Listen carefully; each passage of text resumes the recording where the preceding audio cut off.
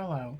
So like I said before, today I might make two, maybe three videos of a few things I have done today. So in this video, I'll go over dehydrating fruit or vegetables. I haven't tried vegetables, but I will one day. Now I have the Emerald toaster oven thing I got maybe 2-3 years ago, and it has a dehydrate setting. So what you do is you take your fruit, you cut it up thin, you place it on this sheet like this. As you'll see, this is already done. You put it in, I think I put mine at 175 Fahrenheit for an hour and I think 10 minutes. Now, when you get done with your dehydrated fruit, you want to get a jar. This is a glass pasta jar that pasta sauce comes in. I save these because one, the glass. The lids, I don't have a lid for this right in hand. Oh, wait, here. The lids are not going to be like the mason jars. They're going to be what comes with the jars. Nothing special. I don't think you can reseal this using a canning system. But it will be good for like storing dry fruit, sugar, whatever. Now, I've been working on this all day. It took longer than I thought. But I have lime, lemons. This is an orange. And I also tried, just because I was curious, a blood orange. Now, there is no smell to the blood orange, but to the lemon and limes, there is a little hint. Now, I dehydrated these so I can make cleaners with it. A lot of people do rubbing alcohol or, don't mix them, or vinegar. So with this, I dehydrated these. I'm going to put these in this jar, and I'm going to put the lid on it. I'm going to create a label to put on the lid what it is and when it was made. So like today, I put dehydrated fruit and today's date. Now, when you take all of this, you want to put all the fruit in the jar, like I'm doing now, and put it all in the jar. You do not put the lid on it right away. You want to leave the lid off it for, I think it's 3 or 4 days. Every day you want to put your hand over it and just kind of give it like a shake. For the 3 or 4 days that the lid is off, it will finish getting all of the moisture that is left inside the fruit.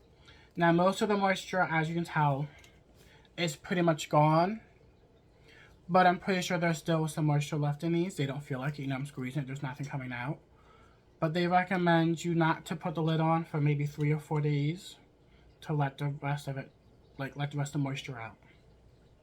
After 3 or 4 days is up, I'm going to probably give it a week. I will then put the lid on it. You don't have to make these super, super tight where you can't get it off. You just want to make it snug so that, you know, like, okay, so let's just say you run out of your current cleaner and you want to make more and you don't have any orange peels left. You can use this. Now, I do have to get cinnamon sticks because you can mix these with cinnamon sticks to give it like a cinnamon scent to it. Now, I use vinegar. I haven't tried rubbing alcohol, but I do plan on buying some and I do plan on trying it out. Now, the vinegar that I get, I just use, you know, the generic, whatever brand vinegar they have. I don't buy the, like, Heinz or whatever. I will just use whatever brand they have. Like, if I go to Walmart, it's great value. Now, if I go to Aldi's, this is Aldi's brand, and I love Aldi's. And this is $2 for this huge thing. But this is Aldi's brand. This is a gallon. And this is $2. This, I think, was maybe $2. And this is 2 quarts for $2. And really, would you go with this or this? I would go with this for $2. Now, I haven't tried the whole rubbing alcohol method, but that does sound interesting. But I do like the vinegar method. Now, what I also did today was I had some oranges earlier in the day, and I saved the peels. So what you do is you take the peels, you put them in a jar. As you see, this is already done. I'll probably make another video where I take the peels, put in the jar, pour the vinegar, and do all that nonsense. But this was done, I did this earlier in the day. I put my peels in. I did 2 oranges. The oranges are not that big. They're probably maybe that round of an orange. Took the peels, stuck them in this jar. Now this is 2 oranges peels of the small oranges. The bigger oranges, you probably will only have to do 1 for a jar. Now this jar is not too big. I don't know really what the size is. The side of it does say, no, I can't read it. It says 4 and something else, something else. But anyway, it's Aldi's brand. It's got like, you know, I don't know if you can really see it. It's got these little like measurements on the side. I save these for storing stuff because that's what they're really good for. Like again, the label is your basic, simple label. Now this is orange peels and vinegar. I will probably let this soak for 6 months because on here I put today's date and the date I want to open it, which is 6 months from now. So I made 2 of these because I had 2 oranges and my brother had 2 oranges today. Again, this is the same kind of a jar. No, yeah, the same kind of jar. It still has like the little things on it. I didn't get the label all the way off the lid, you know. 2 oranges and vinegar. Let it soak or stoke for 6 months. Now, other thing I thought about trying was when you mix the dry fruit with cinnamon sticks, it makes a cleaner. Oranges kill germs, like the peels of it, and I would imagine this kind of orange will kill germs. I don't know the science behind it. I haven't looked into it. I'm not a scientist. But from my grandmother and my mother, they have always done this for as long as I could remember. I don't do this often because I never really had time.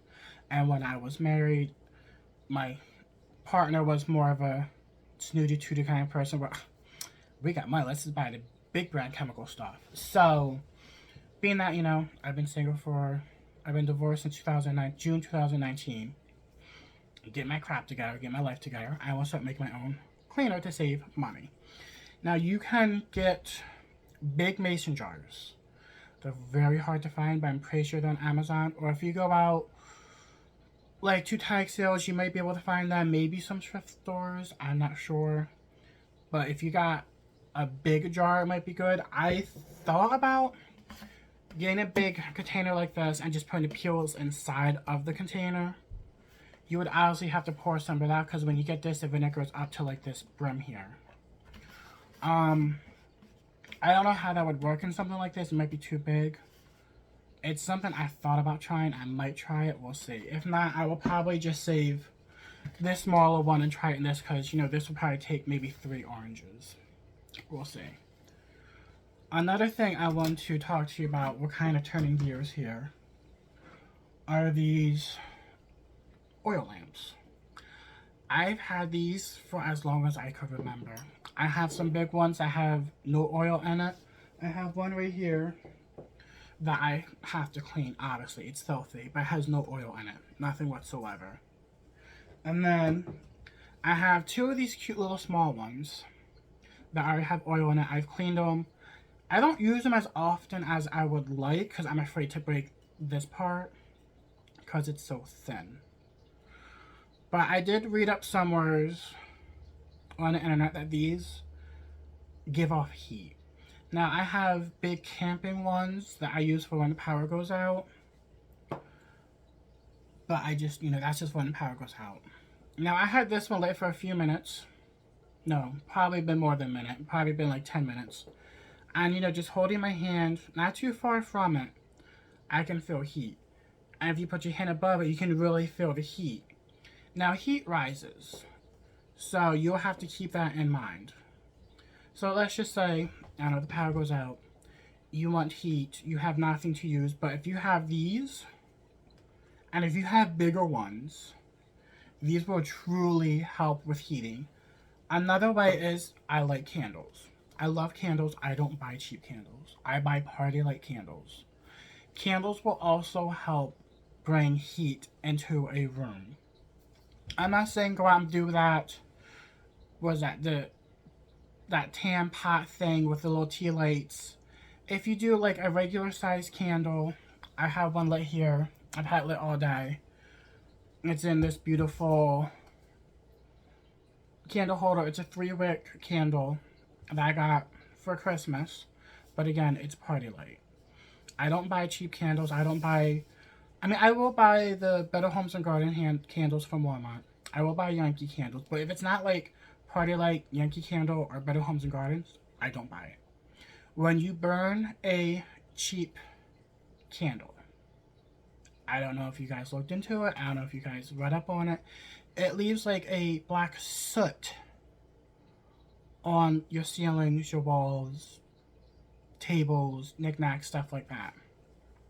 That's what happens when you buy cheap candles. Yes, I know y'all come at me. Y'all can't afford cheap candles. I'm not saying go out and spend $1,000 on expensive candles. But if you go to Kohl's or TJ Maxx and they have a candle sale on Yankee Candle, it's a good brand. I'm a big, like I said, I'm a fan of Party Light, Yankee Candle, and Better Homes and Gardens. They're like the only brands I buy because they are so good. Now, I've had this one burning pretty much all day. And I'm not going to take that because it's obviously hot. But it smells amazing, and when it goes up, it's creating heat. So on that note, candles during a power outage gives you light and heat. Those are the two main things when the power goes out. Now, last winter, so a year ago, we lost power at night. It was, I think, maybe 20 or less degrees out. I couldn't get my generator started for the life of me. I was the only one home alone with 2 dogs and a cat. So what I did was I lit up all my candles and I sat in the living room with my 2 dogs covered up and fell asleep. The power was out for, I think it was 6 hours. I think it was for 6 hours. I woke up around 11, 12 at night, and the power didn't come back on until 5 or 6 o'clock in the morning when I was supposed to go to work. Obviously, I showed up late. No big deal. But I had candles lit. Now, in like my brother's room, my room, and the other 2 bedrooms, I have battery operated candles. I just stuck in there just because, you know, nobody's really watching them. In the bathrooms, I stuck the candles next to the sink. I only lit 1 candle. It was just light. It was there. In the back hallway, I lit a candle on top of the dryer, and I had one in the bathroom next to the sink for light. In my living room, I have a bunch of tea light holders on the wall. I lit all them up. I had literally every candle I could find in these 2 rooms lit up. When the power came back on, my house was only 56 degrees. Having the candles on helped dramatically with heat. And also, I was covered up in blankets too, so that also helped with heat as well. So just a thought, just saying, okay, you know, we do lose power a lot in the winter time. I mean, we just got snow here yesterday. We're getting snow now here in New York State. So if you're ever worried about losing power during the winter time, and if you can't afford a generator, or you can't afford one of those solar powered backup generators where you plug the solar power into it and it's supposed to charge the generator, candles and these oil lights will be really, really good for you.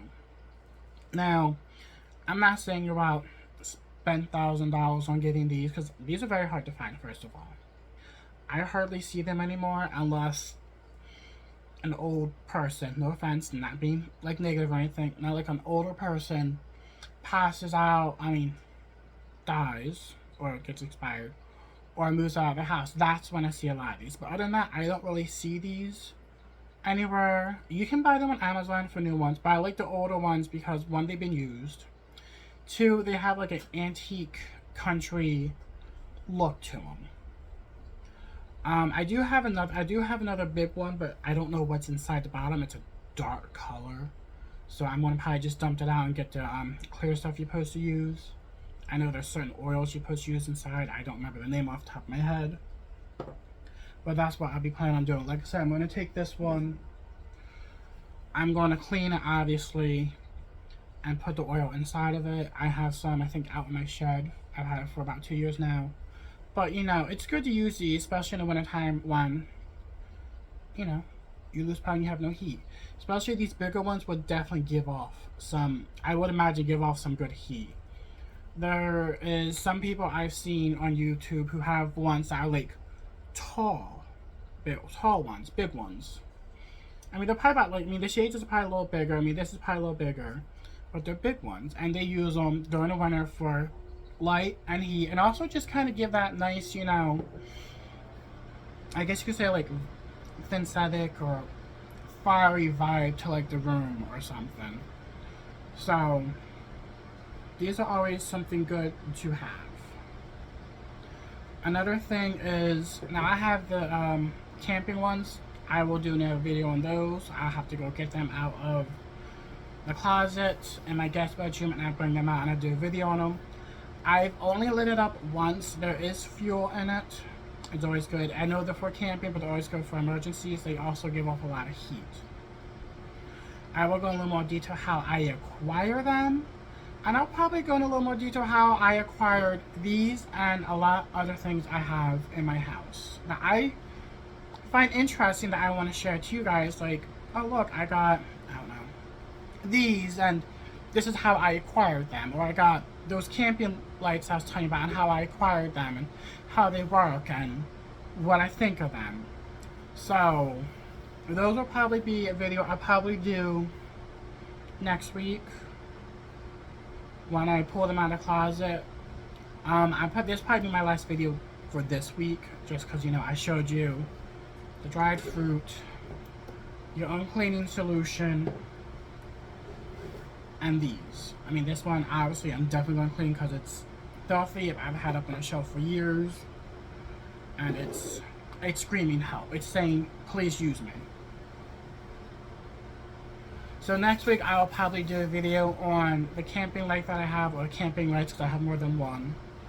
And maybe I'll bring out some of my battery operated lights and show them to you. Or I should say battery operated candles.